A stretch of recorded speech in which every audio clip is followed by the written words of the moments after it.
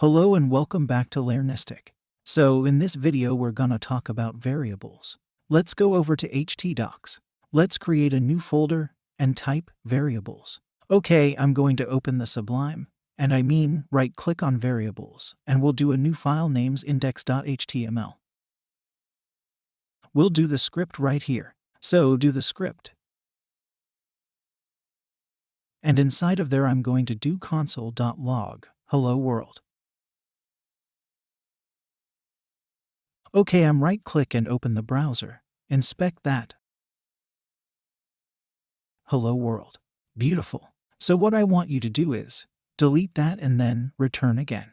Now we're going to talk about JavaScript variables, or containers for storing data values. So for example, if I did var x equals 5, var y equals 6, and var z equals x plus y, and I right-click and open in the browser, and I inspect this and go to the console. So I'm going to show anything, because I'm not doing console.log. I'm doing just a regular variable here, which is fine. But if I go to open in the browser, and inspect and I do this same thing, so we've got the lines are here. So if I go to the console and I hide the errors right now, and we do var x equals 5, var y equals 6, var z equals x plus y, and I clear it right then. If I do z, it's going to be 11, so it's 5 plus 6. If I do x, it's 5. If I do y, it's 6. And z is x plus y. So let's clear that for a second. And I'll try this one more time. So if I do x, that's 5. If I do y, that's 6. And if I do x plus y, it's 11. What it did here is, it stored the variables. So I did var x equals 5, var y equals 6, and var z equals x plus 6 or 5 plus 6, depending how you look at it. So it stored it in this web browser, because this is the console.log area. This is the console. You can run commands through this. And once we close the browser, then it will be gone. So another example that I'm going to use. First, I want to write it out on Sublime, and then we're going to run it in the console.log. So it's much like algebra. We're gonna do var price1 equals 10, var price2 equals 20, var total equals price1 plus price2.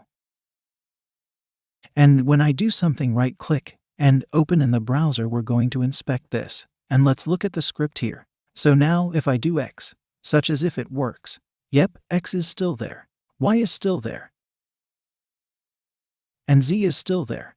So it's clear that, and I'm gonna do var price1 equals 10, var price2 equals 20,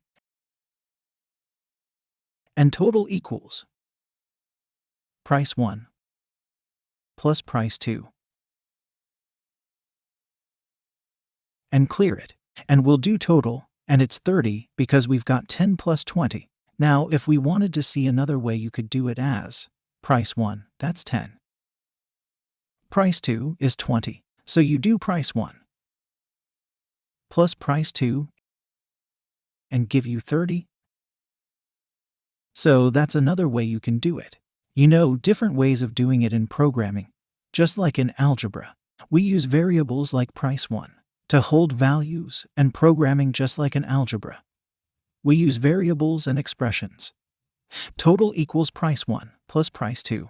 From the example above, you can calculate the total to be 30. So price1 was 10, price2 is 20, and it equals 30. So that's variables. Variables, like I said, are containers that store data so that you can call on them later, you know. So you could call total. You could do total plus price1, right? If you wanted to. Total is 30, price1 is 10. So we should get 40, and we do. We can also do total plus price2, and that's 50, because you got 20 plus 30, because we're adding the total price 1 and price 2, and we're also adding price 2 to that total, as well as we're adding price 2 twice and then price 1 once. But they're bunched together because it's the variable is total. So that's confusing, and you don't really want to do it like that, so to speak, but it's okay in certain instances. So let's clear this out, and we can talk about one more thing, or we can talk about JavaScript identifiers. So all JavaScript variables must be identified with unique names.